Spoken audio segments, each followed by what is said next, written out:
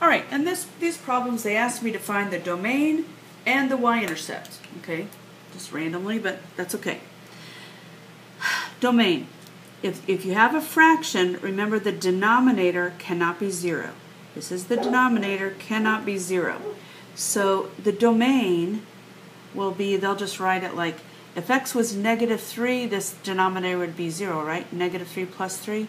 So we'll just say x cannot be -3, okay?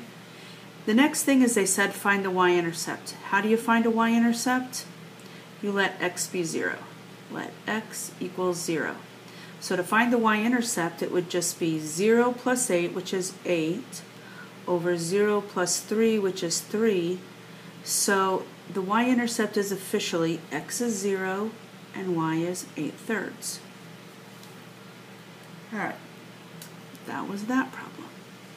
Let's move to the next. The domain here, you would say, only look in the denominator. Every time they give you a fraction, just look at the denominator. What value of x would make the denominator come out to be 0?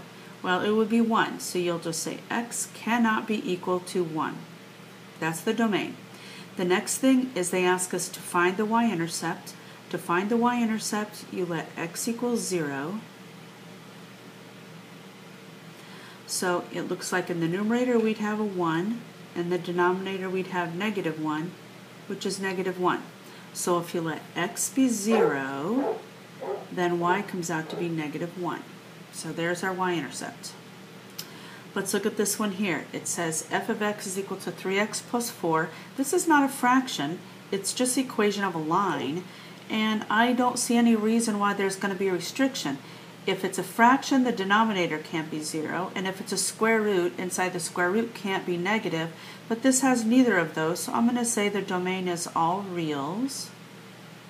Or if you want to, you could say from -infinity to infinity. You could have just said from -infinity to infinity if you want to use interval notation. And then the y-intercept, how do you find a y-intercept again? So a lot of you already know this because you know that 4 is the y-intercept. But to find a y-intercept, you just let x equals 0. We'll just follow our same rules. So you look at your equation, and if you let x be 0, this would just be 0 plus 4, or y is equal to 4. So when you let x be 0, the y is 4. Okay? Remember, f of x is the same thing as y, so instead of f of x, I just wrote y equal to. Okay? All right. Let's look at the next one here. Well, they put a line to separate these. A line to separate these. Okay. Now we have x over x squared minus 9.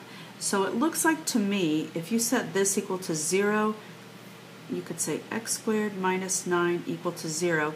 It factors to be x plus 3, x minus 3 equal to 0, or this would give you -3 and 3.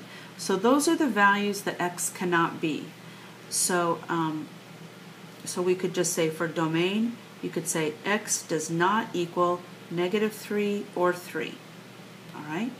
And then to figure out the y-intercept, if you let x be 0, remember the y-intercept, you just let x be 0, let x equals 0. Look in this equation, if you let x be 0, that would give you 0 over -9, which is 0. So apparently this goes through the origin, because if you let x be 0, the y is also 0. Okay? So the y-intercept is 0, 0. All right, let's look at our last problem. And it says f of x is equal to the square root of x plus 4. When they give you a square root, remember the rule is that x cannot be, or inside the square root cannot be negative. Okay? So I like to think of it like this. I draw a little number line and I ask myself, what's the critical point here? What value of x would make this come out to be 0? I call it the critical point because 0 is like the jumping off point before it's negative, right? The jumping off point for being positive. So right in the middle, I like to put my critical point. I think the critical point is going to be -4 because -4 plus 4 is 0. So I'm going to put -4 right there. Then I ask myself, can it be -4? Yeah, is it okay for a square root to be 0 inside? Yes. So I put a mark here. To the right of -4 lives -3, and to the left of -4 lives -5. So I'm just going to try them to see which one works. How about if I say -3 plus 4? Negative 3 plus 4 would be 1. Is it okay for inside a square root to be 1? Sure. So I think I can shade this side over here. Maybe I can shade everything. I don't know. Let's try negative 5.